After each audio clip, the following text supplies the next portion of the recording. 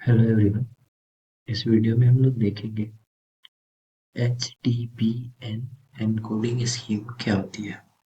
HDBN encoding scheme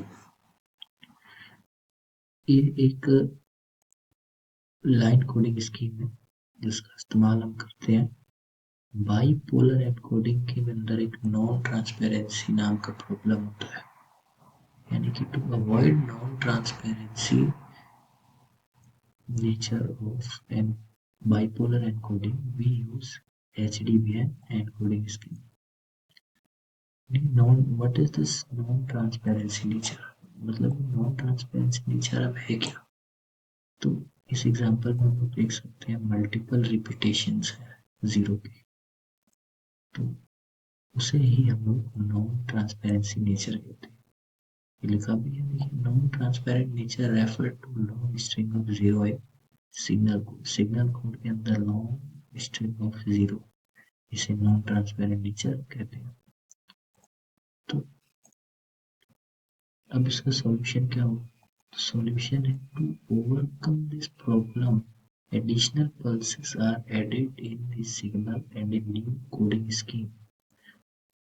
H stands for high, D stands for density, B stands for bipolar signaling. So HDB stands for high density bipolar, and N. What is N? N is number of one less than the number of times of repetition of zero we have to substitute, यानी कि HDBN में जो N है वो कितने number of zero की repetitions को हमें चेंज करना है उससे एक कम है। यानी कि अगर 4 टाइम जीरो रिपीट है तो N की वैल्यू 3, अगर 5 है तो N की value 4, where N plus 1 is number of times zero is repeated and special sequence are introduced at the place of zeros. For example, HTTP3 coding where zeros are repeated 4 time. अगर हम HDBN की बात करें तो उसमें zero का repetition होगा N+1 time. वैसे ही अगर हम लोग HDB3 की बात करेंगे तो जीरो का रिपीटेशन 4 बार होगा, उसे हम लोग एडिशनल पल्सेस से रिप्लेस करेंगे। इसमें रिप्लेसमेंट इस तरीके से होगा कि अगर N+1 जीरो यानी कि 4 जीरो से पहले जो 1 है उनका number of ones followed by special sequence के पहले इवन है। अगर इवन है तब हम स्पेशल सीक्वेंस यूज करते हैं B00V, और अगर ऑड है तो यूज करते हैं 00V, जबकि B और B दोनों की वैल्यू 1 होती है जब और B इक्वल टू 1 है विद बाइपोलर रूल को फॉलो करते हुए, और V इक्वल टू 1 है with violation of bipolar rule. इस एग्जांपल में ये बात क्लियर होगी। तो हमारे पास जो सीक्वेंस है वो क्या है, 1 1 0 0 0 0 1 0 0 0 0 0 और अगेन एक जीरो। तो इसमें जो चार पेयर बनेंगे, चार चार के जो पेयर बनेंगे जिन्हें हमें सब्सटीट्यूट करना है वो है 3 पेयर है, टोटल 3 नंबर है जिन्हें हमें सब्सटीट्यूट करना है। तो पहला वाला one as it is up जाएगा, अब बाइपोलर है तो दूसरा वाला डाउन जाएगा। जो हमने बताया था कि उससे पहले नंबर ऑफ वन कितने हैं वो देखते हैं।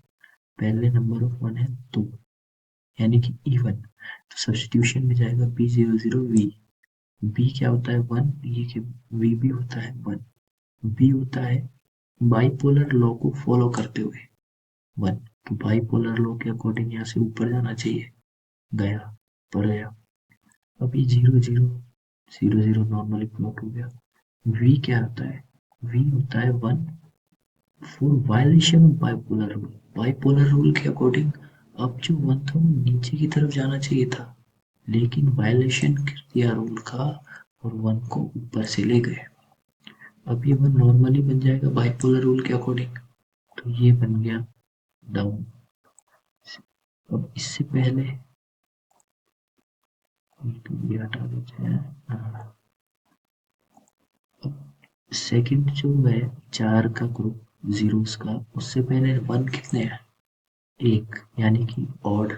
तो इसको करेंगे हम सब्स्टिट्यूट 0 0 v से, ऑड के लिए 0 0 v। तो ये 0 का 0 as it is as it is as it is, और v वायलेशन, यहाँ पे पहला जो पिछला 1 है उसके बाद वापस 1 आना चाहिए था ऊपर की तरफ, लेकिन वायोलेशन की वजह से नीचे की तरफ जाएगा। सेम सेम सिमिलरली अभी तीसरा पेयर जिसमें 4 जीरो एक साथ आए हैं, उनसे पहले सब्स्टिट्यूशन, उनका सब्स्टिट्यूशन करने से पहले कितने 1 आए बीच में, और इन दोनों के बीच में देखना है हमें हमेशा, दो सब्स्टिट्यूशंस के बीच में देखना है हमें कितने नंबर 1 है। तो इसके बीच में 0 0 भी एक इवन नंबर है, तो हम इवन नंबर वाला सीक्वेंस क्या है, B00V, बी यानी कि बाइपोलर रूल का फॉलो करते हुए बाइपोलर रूल को फॉलो करेंगे, तो V नीचे है तो ये वाला ऊपर आ गया बिल्कुल, फिर दो 0 0 एज इट इज प्लॉट हो गए। अब वायलेशन के साथ जब इसे प्लॉट करेंगे तो यहाँ पे आए ऊपर की तरफ, यानी कि प्लस पॉजिटिव एम्पलीट्यूड में है, पॉजिटिव लॉजिक है। लेकिन जब वायलेशन करना है तो हमें नीचे यानी कि नेगेटिव लॉजिक में ना बना के पॉजिटिव लॉजिक में ही बनाना है इसे। तो ये इस रूल का वायलेशन हो गया, और ये B00V, और ये तो 0 है तो ये नॉर्मली प्लेस्ड हो गया। This was a simple application of HDBN encoding scheme to overcome the problem of transparent non-transparency which is faced in bipolar encoding scheme. Thank you.